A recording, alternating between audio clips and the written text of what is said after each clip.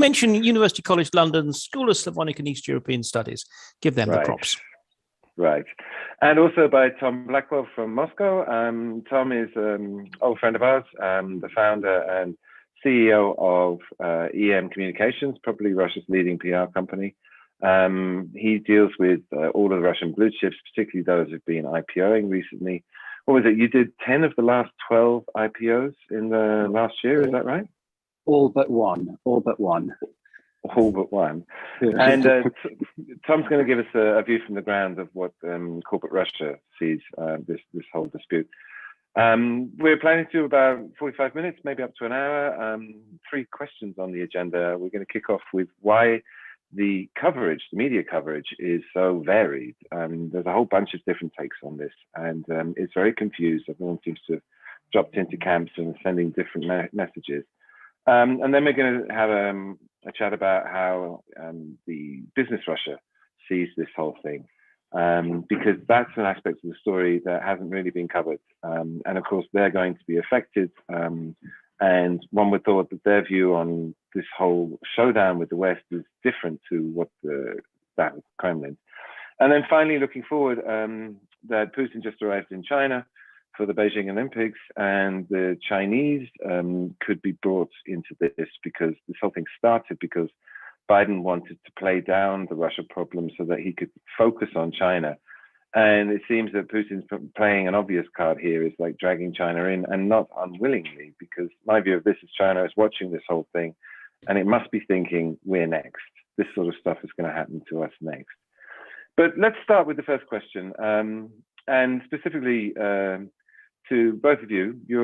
Tom is in PR and media and watches this closely, and of course, we've all been watching the news very closely, Mark, but there seems to be 2 fundamental different takes on what's going on. One is that Russia is just about to invade Ukraine imminently and presumably annex it. And the other is that this is all about NATO. This is exactly what it says on the can, that Putin wants to stop NATO expansion, and that he's using what the IR people call a compellence strategy, where he's trying to force another country to do something. And that only works if you have a credible threat of violence, of war behind it. I don't know, Mark, I mean, what's your take? I mean, we agree basically, we talked before that invasion is unlikely, but we can't rule it out entirely, can we? No, I mean, I think, look, there's a variety of problems here, and I'm going to be incredibly tediously academic by saying that a lot of it depends on what you mean by certain terms. I mean, I think this is one of the key problems. Invasion carries with it this mass grandiose notion of exactly an attempt to sort of annex all of Ukraine east of the Dnieper, or indeed the whole country. And we have these exciting maps doing the rounds with all these sort of dynamic arrows about this, a thrust here and a parachute drop there. All very exciting war porny stuff. The problem is, what we see is a very serious military buildup. There's no way of getting around that. And although much of what is there is materiel rather than actually the men to go in them, that will be a very quick thing to actually just simply bring them in. So this is actually a force that could genuinely make a move against Ukraine. And that could be anything from, an all-out conflict to just simply delivering some devastating strikes, just to more or less show to the Ukrainians, look, we can do this anytime you want, and NATO, fine, they'll send you some anti-tank missiles, but they're not ultimately going to protect you. So, there is a whole menu of options at Putin's disposal. I think the issue really is that this rather sterile argument has become polarized between the military wonks, who look at the capabilities and assume that capability proves intent. There's no way you build up this kind of a force unless you plan to use it. And those who tend to be more on the kind of political analysis side, who say it doesn't really seem to make sense to actually use this force. And I think the answer is actually to also realize that it's not about Ukraine or NATO. I mean, it's about both. It's about the fact that what makes the Ukrainian issue so salient for Putin and co. is the NATO factor. It's as far as they're concerned, this is going to be airstrip 1. This is, even if it's not in NATO, it can be used as a base for missiles, other forms of security architecture. And because fundamentally they do not trust the West, they do not trust NATO. I mean, when NATO replies in its letter with sort of point number one being, oh, well, NATO is a purely defensive alliance. The thing is, as far as the Russians are concerned, they say, well, yeah, we've seen Kosovo, we've seen Iraq, we've seen Afghanistan, we've seen Libya. For a defensive alliance, NATO seems to do a lot of bombing. And therefore, in that respect, this is a chance to try and ensure that they address this vital, as far as they're concerned, security issue, which has been made all the more current by what's happening in Ukraine. So I think this is it's a whole variety of things that come together. And I think military force is on the table as an option, but the Russians must be aware of the devastating costs it could have. So it's plan B or plan C. Isn't that the key question? I mean, if Russia does invade Ukraine, what does it get? I mean, how does that improve it? I mean, yes, you stop Ukraine joining NATO because it now becomes a region of Russia again, with enormous costs in political terms, sanctions, human life, destruction. We just did a piece about the grain markets. The East Ukraine is where all the grain is. This would also destroy Ukraine's agricultural output for this year and have a huge food shock to the rest of the world. This would ripple around the whole world. And yes, but is it that simple that you take Ukraine and then it can't join NATO because it's not an independent country anymore? You can't take Ukraine. I mean, I think this is the issue. Look, what the Russians have got is a force that could launch a very successful military attack on Ukraine in the sense of essentially defeating the Ukrainian army on the battlefield.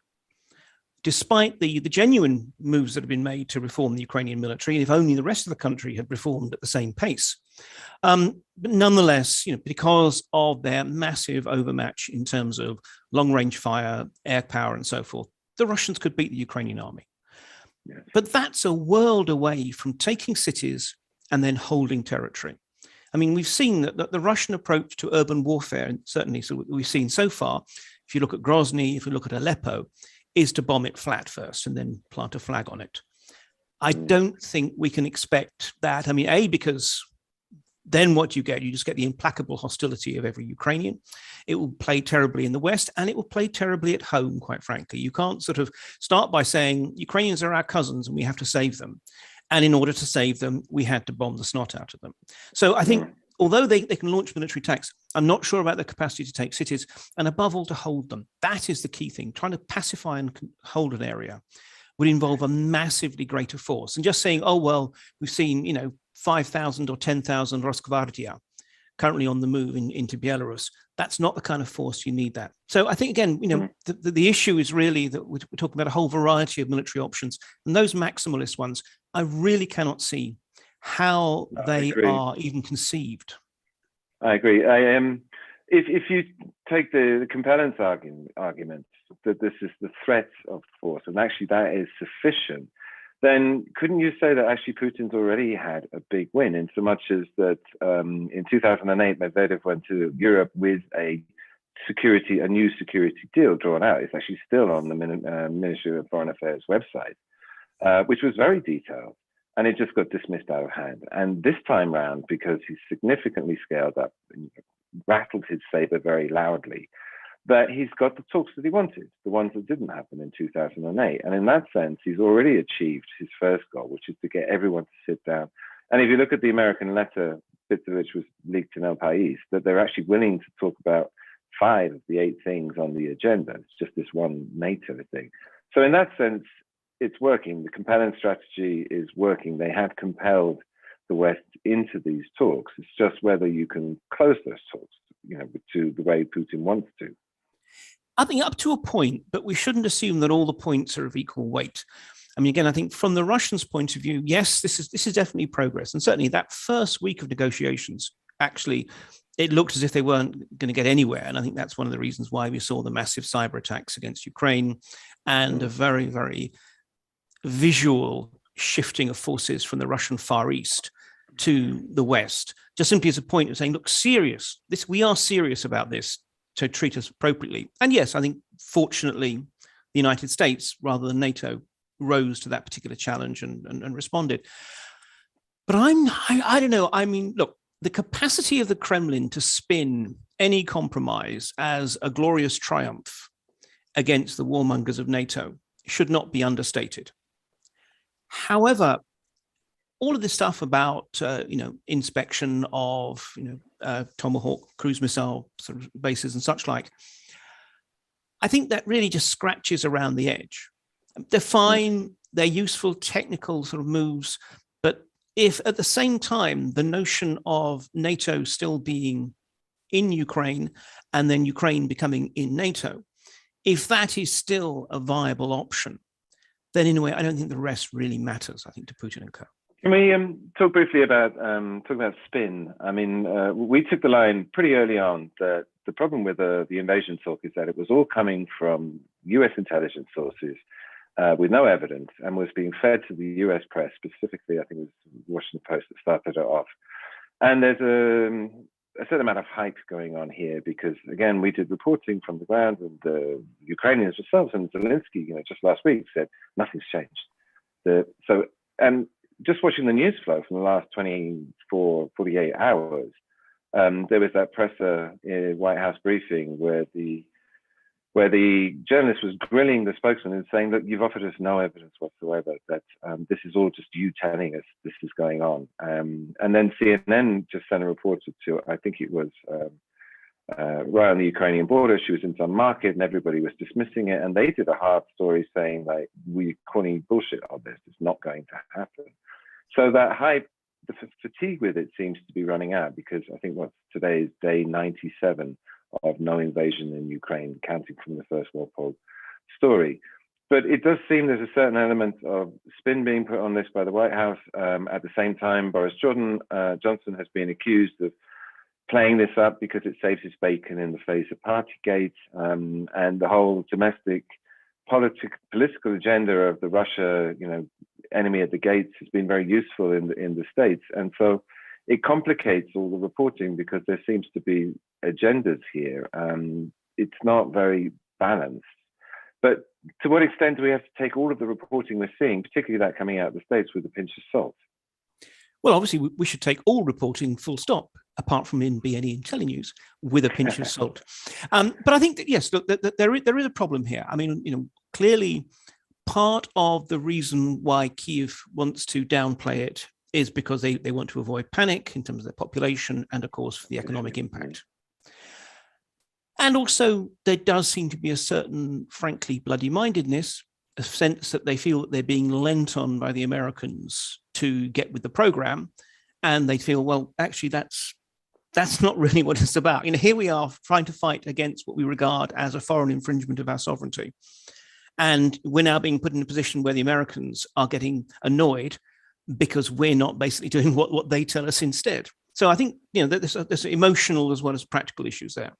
Likewise, in the States, I think one of the issues is, there clearly is a genuine belief within government circles that actually a Russian military escalation is distinctly probable, if not absolutely certain. And it's amazing the certainty with which both government and some government adjacent analysts are putting this out. And at first, yes, it was going to be earlier, and then, oh, no, it's, it's too much mud and it's not frozen enough, because after all, as we know, the Russian military can only operate in the most ideal conditions. Mm-hmm. And then now it's, no, not during the Beijing Olympics. But yes, I think there will come a point where people will start thinking, well, no wolf has appeared, however often you've cried it out. And this might be part of the Russian calculation. Again, it might well be that they're thinking, well, we're going to put on a really good bluff. We learned the lessons, because back in the escalation that took place in the spring of last year, one of the reasons why people were saying, yes, lots of troops being moved, but actually this is not really going to lead to war, because there isn't all the logistical backup. There's not the field hospitals and the fuel and the ammunition and so forth. Well, I think the Russians, we can assume that they're smart enough to think, well, okay, if that's why they called our bluff last time, we're going to make sure that it's a really convincing bluff this time by moving all that stuff up. So, we still don't know. But for whatever reason, the US government seems to genuinely believe this. And I'm not excluding that there are also political dynamics at work. But I think they've also made a clear strategic decision that they will talk it up, because they feel that actually is in itself a deterrent force. I mean, again, let's take this business of the recent press conference announcing that the Russians were planning a false flag attack, and there's a sort of a whole film being done with victims and everything else. And this is precisely where the journalists were saying, okay, this is evidence, and the spokesman was saying, well, we're declassifying that, which is just simply a way of saying, we're telling you about it. The thing is that this was not actually a press event. Although it was being announced, it was a piece of information operation being directed towards Moscow, and also trying to kind of put that out there so that if this then happens, people will say, hang on, wasn't that the thing that the State Department told us about a month ago? So I think, there is a degree to which Kyiv is underplaying it for political reasons. And I think that DC is overplaying it also for political reasons. Plus, of course, it's another way of basically beating the recalcitrant Europeans who you think are not serious enough over the head. I must say, I remain skeptical because, I mean, as far as I can see, the only fact we have is there's some, whatever it is, 92, 127, whatever the number is, new troops in Western and Southern military districts in the bases. And that's indisputable. The false flag, I understand the argument. It's like we're calling it out, so now they can't do that. But no evidence, as the journalist was saying, has been presented. Yeah, but I think, in fairness, and I mean, much as I resent now becoming the little sort of spokesman of the security industrial complex, but no, I mean, in fairness, if we assume that they may have deep, spooky stuff, that they cannot possibly reveal any of the other detail for fear of compromising sources and methods, that's entirely normal. But again, I think the problem is that instead of saying, look, we cannot disclose our sources, so, believe us or not believe us, but this is what we're telling you that we have found. Instead, they are just still simply presenting it as just simply, if they announce it, it must be true, and getting annoyed when journalists push back against it. I think, again, the problem is that they're not just simply being sufficiently self-aware to realize that actually, just because they announce it, it doesn't necessarily mean it's true. And in part, it's because certain elements of the American media over recent years have essentially become stenographers of the intelligence community. Yeah, but they are too willing to just simply produce articles or just simply say an intelligence source told us, as if. Well, and there's the whole WMD thing where they seriously damage their reputation. Tom, what about you? I mean, you're in Moscow. What's the mood there? Because from what I'm hearing, and of course, here in the English language speaking world, we get constant reports and revelations of false flag operations and intel. But from what I understand, in Russia, there's complete calm, that people are not expecting a war, that it's not even being played up on the media. Is that the case? Yeah, I mean, I think that's certainly the case, but I would sort of go back. I remember back to December. And so it was, I'd been in Moscow pretty much the whole time when this had sort of started to evolve as a topic. And I remember sort of mid-December flew to London. It was my first time in the UK since this had started. And I was at a dinner with about 10 people, a few journalists, a couple of fund managers, a couple of analysts, and was sort of stunned. I mean, I sort of went in with sort of complete calm, or sort of feeling that this is not going to escalate into anything. So it wasn't a topic on people's minds. And I flew in, and then by the end of this dinner, everybody around the table, except me, was convinced that the war was going to happen before Christmas. And there was almost no doubt in their minds that this was going to be the case. And I couldn't help feel this disconnect between what was being said there versus what seemed to sort of feel like the case, sort of certainly back in Russia. And so I think that's, and that disconnect has just actually grown and grown. I mean, I think now, now my sort of, my Russia media alerts are going crazy now. Sort of like every 10 minutes, there's a new headline of, war is imminent, it's happening now, we're going to fight back with the worst sanctions ever. And this kind of fever pitch that you've reached sort of in a lot of Western media. And normally I'm quite sort of conscious about not using this phrase Western media, because it's not nearly as much as I think as sometimes the Russians think and all of that. But this time it's quite consistent. In Russia, it's very quiet. So number one, I don't think that they're still to this day, I think people are somewhat bemused and sort of surprised by what they continue to read and what they hear from outside of Russia. And as you said, certainly it doesn't feel like the Russian media are are reporting it on it as if there were to be a war, because I think that, as I think, Mark, as you said, a war would be extremely unpopular. It would be a very big sell to the people here to actually go in and have a real escalation with real, with massive consequences. What do you think about that? It doesn't feel like that. Normally you can tell when the Russian media machine is preparing people for an eventuality. You can feel it. It's everywhere, and it's not there as far as I can see. Isn't that that's been floated as one of the arguments that there is going to be no invasion, because you'd expect the propaganda, the Russian media machine to get everyone ready for that and capitalize it. And there seems to be not a dicky bit in that direction. Doesn't that argue against an invasion or a real military operation? Doesn't the population need to be prepared for what would be a very unpopular war? I mean, I think so. Again, I think the problem is, as ever, and look, I mean, let me just disaggregate, shall we say, the analytic from the political. If you essentially already start from the point of view that there will be a war because you've got some spooky information, or just simply because you think Putin is an ethno-fascist, or whatever other justification, then you can always find both some toxic voices, particularly on, evening Russian TV, the sort of geopolitical shock jock type people who will say ridiculous things. And you can say, aha, that shows it. Precisely, while, as Tom was saying, ignoring the fact that in the vast majority of the mainstream media, there isn't anything of that sort. Or you even frame it as yes, but because they're planning on making it framing it as a defensive action that's triggered by Ukrainian or NATO activity. Surprise is a key element of that. So this is unfortunately why people can find whatever they want to find in the facts. Mm-hmm. But yes, I personally agree. I mean, I think, and it's long and short term. It's not just that there's no constituency for a war in Ukraine, which we know from Levada surveys and everything else.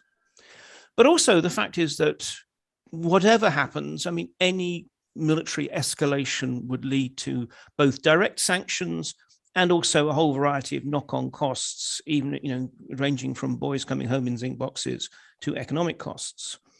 And none of those are going to be popular. I haven't come across any Russians who are saying, our problem is we just have a little bit too much cash. Wouldn't it be nice if we could find some way of cutting down on that excessive income? No, I mean, Russians are definitely feeling the pinch. There's clearly a current push from the government to, try and at least be able to appear to be making good on some of its big project-based promises to the Russian people before 2024 and the elections then. An invasion, any substantial military intervention, there's no way of getting around it, would actually have a dramatic impact on finances and politics for years to come. Yeah. Tom, coming back, looking at the market reaction, the market peaked in October, and then, the war talk began and it drifted down slowly, but it wasn't until the end of that Geneva week that suddenly it tanked. It sold off really hard, where the international investors suddenly decided that actually this is starting to look pretty scary. And now they've been selling out of OFZs, and the market's found a floor. It went from 1900 to 14. So people, BCS, one of the investment banks, came out with a note today saying the market is a screaming buy, but nobody's going to buy it until this is finished. You were just talking to Dost, I think, because the Russian corporates themselves have said absolutely nothing about this. But the impression is, they've spent the last 3 decades building up their business. They've been going gangbusters. Many of the non-state-owned companies, they must be extremely annoyed. We just had an IPO boom, no IPOs for whatever it was, 5 or 6 years. And then in the space of 12 months, there was a dozen of them, all doubling what they were getting, $1 billion each. What's the mood there amongst the corporates? Are they just like, oh God, here we go again? Well, I think there may be an element of that. And certainly, I think anyone, who's looking at the stock markets, publicly traded companies or companies that were looking to go public, certainly I would say it's jolly unhelpful. the sort of what's happening in the world and the calculations that people are making. And I think that, so to your point about how the stock market sort of finally sort of started to dive after Geneva, I do think that was the point where it seemingly the consensus sort of shifted among the international fund managers and sort of main equity holders. I think that there was a calculation that war suddenly started to look more realistic. I think that selling the OFZs, is probably a reasonably sort of an obvious thing to do if you think that the war is likely to happen, because that would be one of the most obvious sanctions that would come into place, and you don't want to be left holding them in that situation. But I think to the point about how, business, you're absolutely right, has been completely silent. But I think that there are probably two reasons for that, why you just don't see companies coming out and talking about this. One, I think picks up a little bit on what we were talking about earlier. I think still to this day, I don't think business believes that this is going to happen. And this is, local business, in-country business, whether it's international companies or Russian corporates. I was talking to one investment banker yesterday who sort of made the comment, this war continues to be the only war I've seen that exists entirely in the media and solely in the media. Maybe that's a bit of an oversimplification, but there is an element to that in terms of how people are thinking. So number one, if you don't think it's going to happen, it's maybe you have less sort of inclination to suddenly get very exercised and very vocal about it. But I think the second reason, and probably the much bigger reason, quite frankly, is that it's a pretty much all downside if you weigh in. It's not a public debate. If you're a company, you're a big Russian company or an international company here, this is not a debate that you really want to be weighing in on, because you can't start to talk about the war without then kind of being drawn into a discussion of sanctions and then being drawn into a discussion of who's right. Yeah, you have to then make some comment one way or another. And so basically, if you make any comments about it, and you veer towards one side or the other, you're going to kind of piss off at least 50% of your sort of stakeholders. And if you make if you make a nuanced comment that happens to be in the middle, you'll probably piss off everyone for not being extreme enough on one side or the other. And so I think that I think that companies have reached a correct calculation that it's all downside. How influential are they? In so much as you go through the bill, the most recent one, Sanctions from Hell, that they've named various state-owned entities, and then there's a general sort of implication in most of the coverage that Russia's economy is basically owned by the state, and that they're going to use sanctions to target and hit state-owned companies. But as I said, I mean, particularly in the last 20 years, the boom of the noughties, there's now this large private sector vibrant. And in the West, someone like the White House, they pay a lot of attention to the economies, the big companies. They have political influence, as they fund them or whatever the reasons are. But I have the impression that the private sector, all these world-class large companies, that many of who have just IPO'd, they have no influence at all. The Kremlin, Putin's shown himself willing to sacrifice Russia's prosperity for the sake of his geopolitical ambitions. Would you say that's a fair case? I mean, they don't have that. I mean, they talk to the Kremlin, but they don't have any influence. Well, I think you need to be clear about influence over what. But if specifically talking about influence over foreign policy decision making, and specifically this kind of decision making, then yeah, I would say that I don't think they have any influence at all. And moreover, I think it would take a pretty brave private company to go to the president and say, could you dial this back, please, because it's not helpful for the share price, or it's not helpful for our profits at the end of the year. I mean, I don't think anyone would fancy having that conversation. It certainly wouldn't end well for them. But I think that but that's sort of the private companies. But I think that even this idea that you have all of these terribly influential oligarchs who kind of control policy, or big state companies that could go and kind of have a word and really influence the way he's thinking. I think that's it's a misperception that exists perhaps in DC that if you put influence on the companies around, they're going to go and tell the big guy what to do. I don't think that's how it works with them either, frankly. And the sanctions that specifically target these big companies, I mean, Deripaska has found himself in the firing line, and the idea is to punish those around Putin, the oligarchs, that his oligarchs. But I mean, that would all argue that that's pointless in so much as they don't have any influence over him. I mean, you're going to hit people who you associate with the Kremlin as an oligarch, but actually they're just rich because they work well with government that got them going, but their business is their business. Is that not a fair assessment? Yeah, I think that's right. I mean, I think they don't know.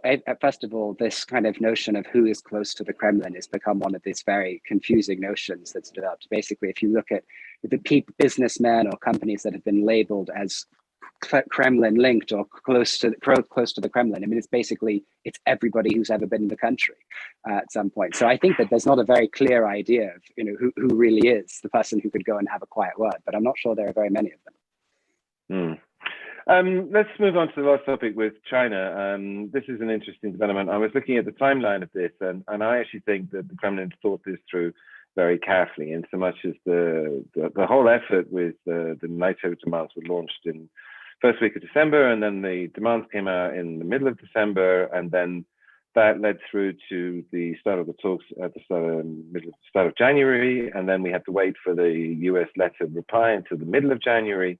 And now now the Kremlin is considering its response to that letter, which takes us into the beginning of February and the start of the Beijing Olympics. And then the very obvious card for Putin to play here is to go and stand shoulder to shoulder with Xi, who, with Putin, is interested in a multipolar world. And the Kremlin, the foreign ministry, and the Chinese foreign ministry have significantly or noticeably being more and more coordinating their messages. And then there's all the joint military exercises. And so the timing of all of this then allows Putin to give his response, but then a show of strength with China. And the whole China takes thing is just sort of launched in the last couple of days. Exactly what that will look like is not clear. But I just saw a flash come across the wires today saying that the Kremlin said that they stand by China on its Taiwan policy, that it will never, ever, ever accept an independent Taiwan, the one China policy. So we're expecting more of this. Although key to this relationship, they've never said the word "we're allies." And so some people are arguing that it's a marriage of convenience and that the interests are aligned. But I don't know. I mean, what do you expect to come? Well, what do you expect to come out of this? To what extent is China? Because they're next, aren't they? I mean, the Russians have to show down with the States. Whatever comes out of it, the Biden's made it perfectly clear that China is next on his agenda. And so, obvious thing for them to do is to rally around the flag and join forces. Yeah, I think what's interesting, though, is that China has every reason to be very happy with the situation and very supportive of Russia, right up to the point where if there was actually some major invasion. Because you might say up to that point, yes, this is a huge distraction and quite possibly a drain on the United States. I hate that word bandwidth, but nonetheless, there we go. It uses up a lot of US bandwidth, which precisely would otherwise be being directed towards China. It asserts this notion of a multipolar world, as you said, which again, multipolar, not bipolar. And more generally, I mean, what it does is it allows China also to ensure that Moscow needs it, which, we know economically, but in fact, politically, it's a lot more complex now. So this is a case where actually it is Putin who is going to Xi looking for support. And the Chinese are perfectly willing to provide it. But again, I think it is quite significant, really, the way that is kind of formulated in some ways.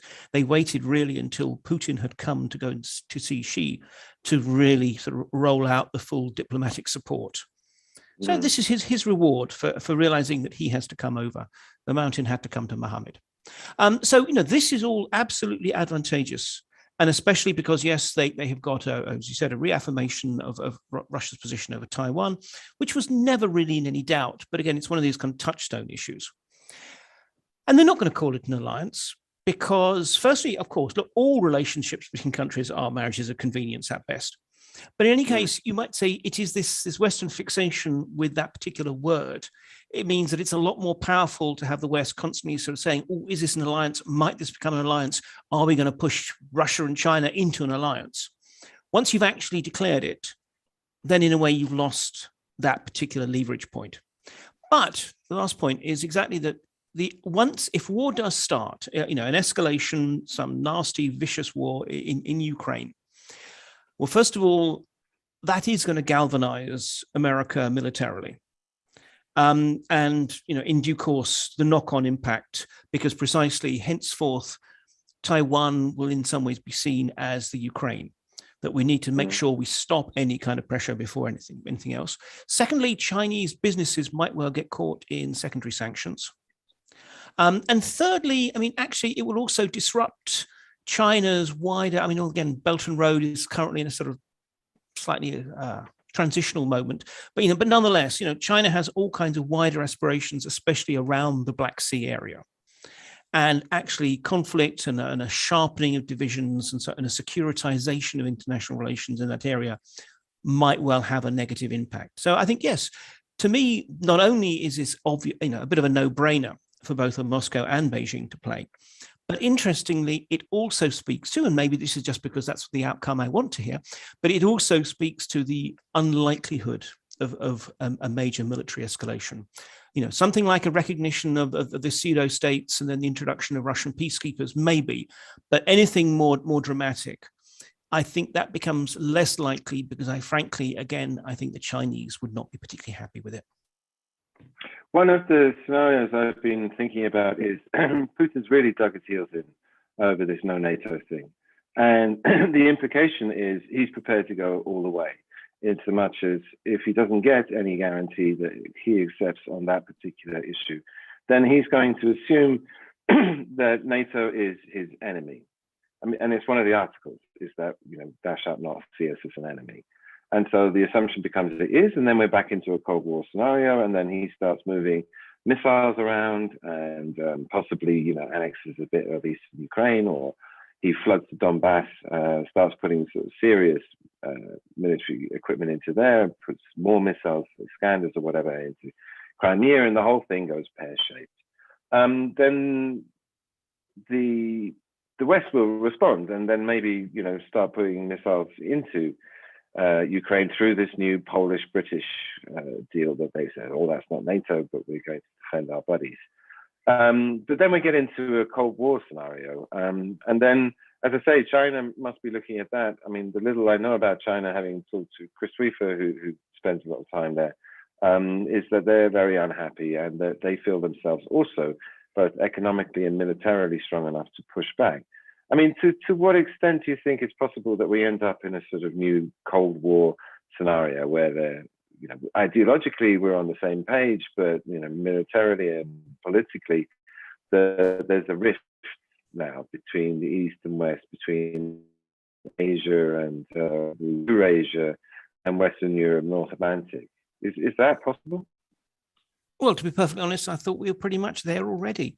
I mean, but the point is, it's a new Cold War. It's one in which actually, on the one hand, politically, we are pretty much at daggers drawn, but at the same time, we are now in an essentially interconnected world in which we operate within the same economic space to a large degree, within the same information space to a large degree. It's not an ideological conflict, clearly. I mean, because there isn't really an ideology to Putinism except a general sort of, Russia is a great power and needs to be treated as such and not be threatened. I think that there is a certain kind of dynamic there.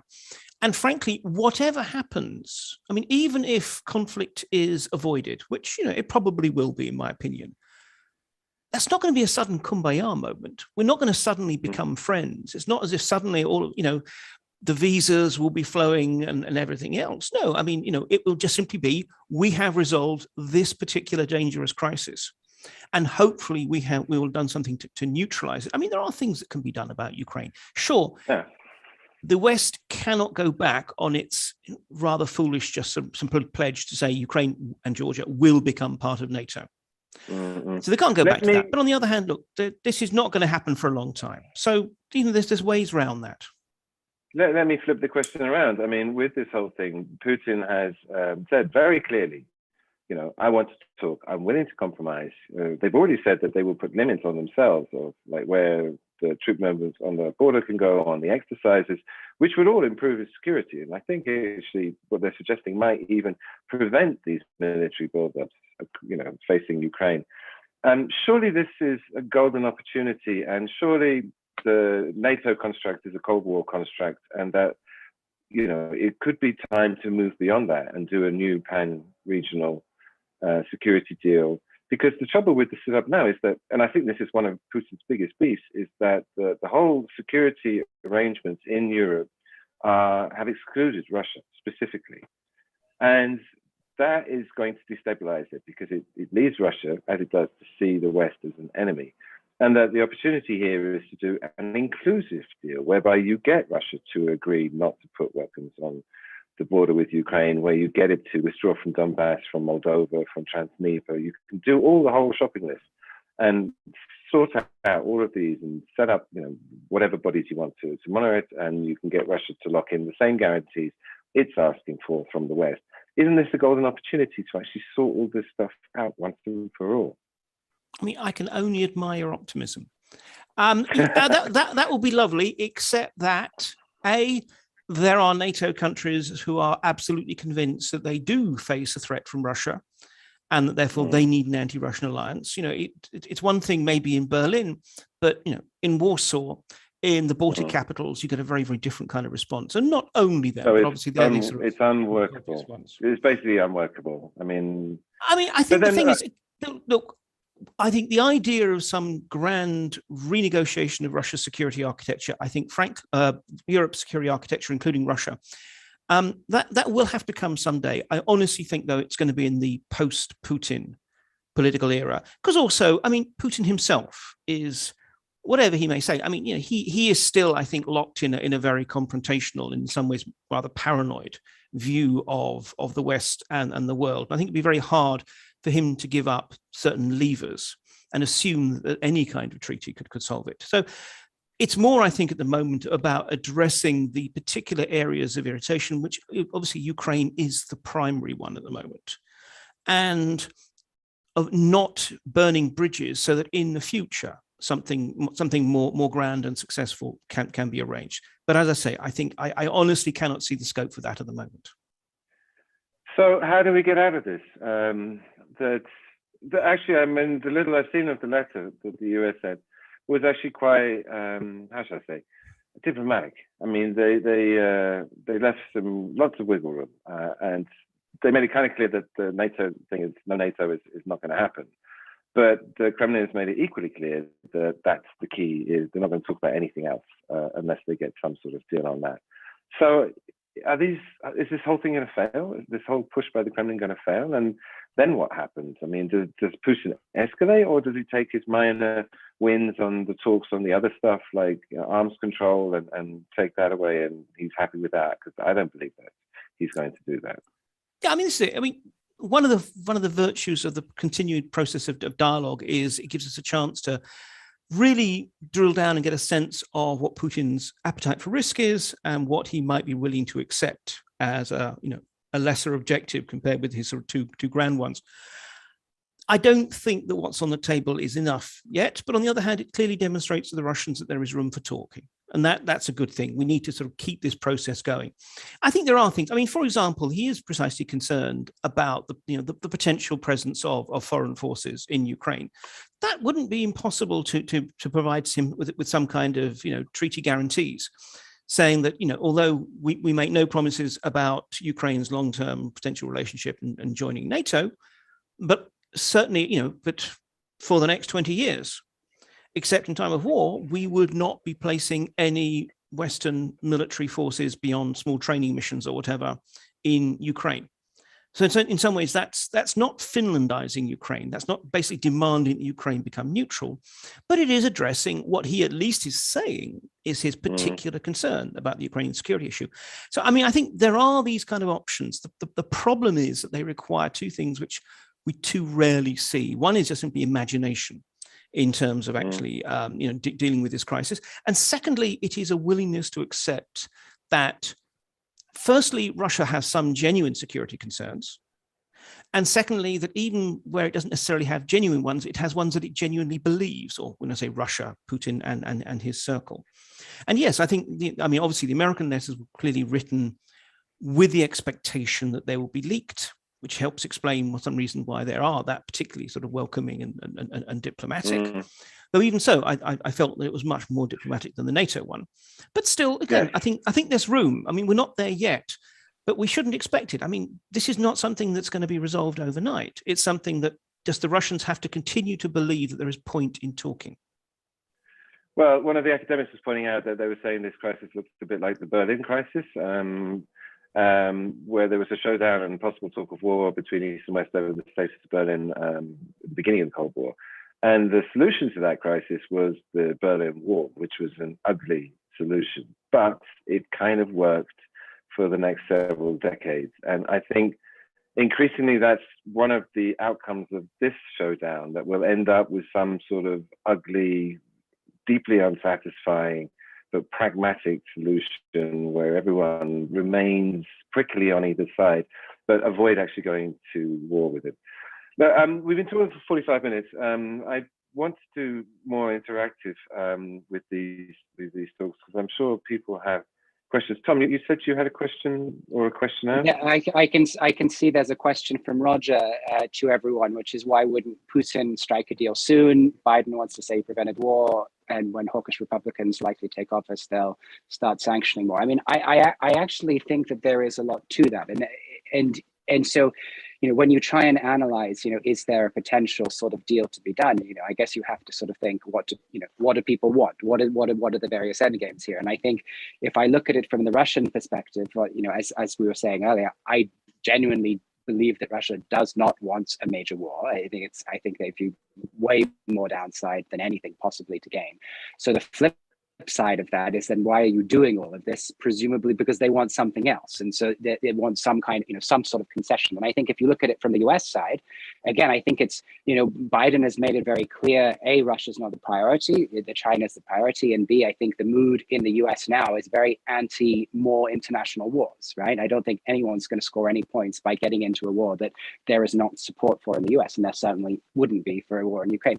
So I think if you put all of those two sort of factors together, it seems like there must be a deal to be done, therefore. So that again, I think that when I try and make sense of the coverage and these kind of constant intelligence leaks and briefings of war is imminent, what can be something that they can take away from that? What can be a possible upside is, because then they can stop a war from happening. Because if the war wasn't going to happen anyway, then you can't stop it, and then your only choice is to get further into it. So maybe it sounds cynical, but it seems to me that Biden could have a big win here. He stood Putin down. He talked the Russians down, and he stopped an inevitable war from happening. I think he wins, and maybe in return Putin gets something. I don't think he's going to get much, but he doesn't have anything at the moment. So if he walks away with anything, as Mark was saying, that can certainly be spun as a victory here. So I think, potentially everyone wins. Maybe it's overly optimistic, but it seems logical, if nothing else. I agree. I mean, the fact that we've actually had a discussion now start between East and West on security is for Putin a big win, because really his only tool up until now has been to move troops around, which is what he's done several occasions.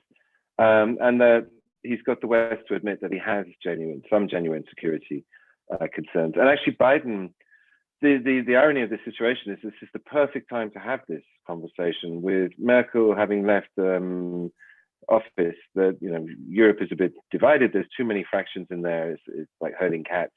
And then Biden coming in, who is incredibly dovish. I mean, particularly for an American politician. And for Putin, the whole thing started with the ABM treaty withdrawal in 2003. And as a senator, Biden actually argued against that quite vehemently. And there's been this policy since then of closing down all these Cold War agreements. And with Biden, the first thing he did in the first week of office is he signed or renewed the START 3 treaty. So I think he's probably the best person, and the political alignment in Europe is such that this is the best opportunity to have this conversation. And the fact that it's begun is a good thing. It's just, I tend to see where it's going to go from here. I think the next few weeks, months will be very interesting. And if Mark is right, then we end up with, an unsatisfactory result, but war is avoided. And as you say, Tom, that Biden gets away with a victory in so much as he prevented this invasion that he's hyped so much, then he looks good. Because I think it's another aspect of this story that's really not taken into account is the importance of domestic politics in all of this. But we have another question from James Bruce, and maybe this is for you, Mark. To what extent was this whole thing predicated or caused by these petrified front lines with the Crimea that pushed us back into this new Cold War? I mean, again, talking to my German diplomatic friends, the Crimea, the annexation, was just a shock. I mean, they were absolutely shocked. They thought, yeah, Russia's a bit difficult, it's prickly, it's corrupt, it's authoritarian tendencies. But to grab the Crimea, they were just like, that's a game changer. And really, the West does not trust Russia in any way, shape, or form since then. I mean, isn't that decision by Putin? Didn't he sort of shoot himself in the foot by doing that? Well, I mean, again, this is about perceptions. At the same time, Euromaidan, and as far as Putin is concerned, essentially the toppling of the democratically elected government by what he seems genuinely to have believed is a foreign, primarily US, backed, instigated, or choreographed rising in Ukraine. This, absolutely sort of crucial strategic sort of location, and also part of the sort of Slavic commonweal. I mean, again, I think it's, we might place it in Crimea, but Putin, I think, would place the origins of Crimea in Euromaidan. So yes, I mean, in a way, this is the culmination of a process which really had been sort of moving from the day that Putin entered office. In a way, I think it was a sort of a mix of misunderstandings and misassumptions about the other side. And yeah, I think that, I mean, Crimea clearly did represent a sort of dramatic shift point. From the Russians, it was that point when we just made it clear that we weren't willing to accept this any longer, that we were actually willing to become, to push back against the unipolar moment. And for us, it became exactly that moment where Jesus actually, this Putin really doesn't understand the rules of the game and the etiquette of international relations, and we can't deal with him. And in some ways, I mean, this is it. This is why it is, in effect, a Cold War, in that certainly in Putin's circle, and I suspect in many, though not all, Western capitals, there is a sense that the two blocs, Russia and the West, are at war, but not a shooting war, but this more sort of generalized political, cultural, economic sort of conflict. I have a question here from David Horgan, which actually I think brings up a very interesting point. You've been talking about Cold War, political war, and he's asking, when will Nord Stream 2 gas start flowing? And this, Tom, lands in your court in so much as you both know, I have this analogy, planet business, planet politics. And a lot of this NATO stuff, this is all planet politics. But then in your world, Tom, planet business, there's no war.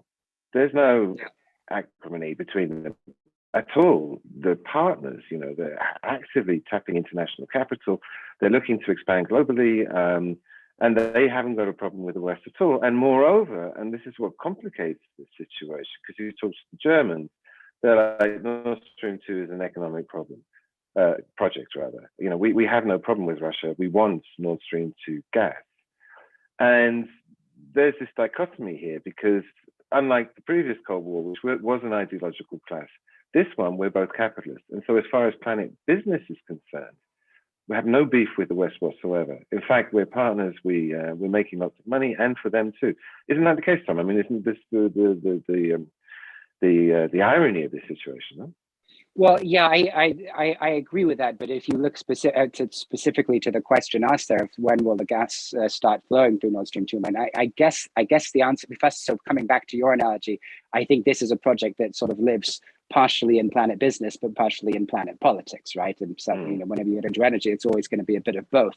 And I guess as long as we're still sort of living with this idea that an invasion is imminent, quote unquote, I don't think the gas is going to start flowing very quickly, right? But presumably, just because I think that if that sort of potential threat of a sanction isn't still kind of on the cards, then they no longer have that card to play. It's right. So I think that it starts to flow once we feel that we've sort of dialed things back and we're no longer anticipating and back into some kind of dialogue or conversation about a resolution, rather than, does the war start tomorrow or the day after? And in general, just pick up on that, actually, just for a moment. Go ahead, I mean, and again, I think one of the interesting things is, if we are going to be able to dial this down, it will precisely require a degree of choreography on both sides. Yeah. It is exactly that. Something like Nord Stream 2, it can be presented as well, I'll tell you what, we will let you send your gas through the pipeline. And therefore, what really is a fairly sort of useful from Germany and other countries sort of economic asset also becomes a political token. I mean, my big concern, and this is in part because I don't know if it's right or wrong, but I have a suspicion that there is something of a conflict going on within the American administration between the sort of the traditional blob, which is much more, I think, hawkish on Russia at the moment, and in some ways wants to beat Russia, and then Biden himself and certain others who actually want to resolve this crisis, which is a rather different thing. If we want to resolve it, then what quite possibly limited gains we will give the Russians, most of which they probably would have, would in effect have anyway. We are going to have to be willing to wrap it in nice, shiny paper and put a great big bow on it. And in a way, not actively undermine the narrative that Putin will present, which is, you see, this is what I've got out of the West. Yeah. We have to, in a way, give Putin off-ramps. Otherwise, we're offering him this choice of capitulation or escalation. And I think we know which one he would do in that case. And likewise, this also is something that can then be packaged by the Biden administration exactly as we have brought peace to what otherwise was going to be a land of imminent war. So I think the interesting thing is that if we are going to get some resolution at some point, both sides are going to have to, in some ways, coordinate their narratives. And things like Nord Stream 2, I think, will be quite crucial there.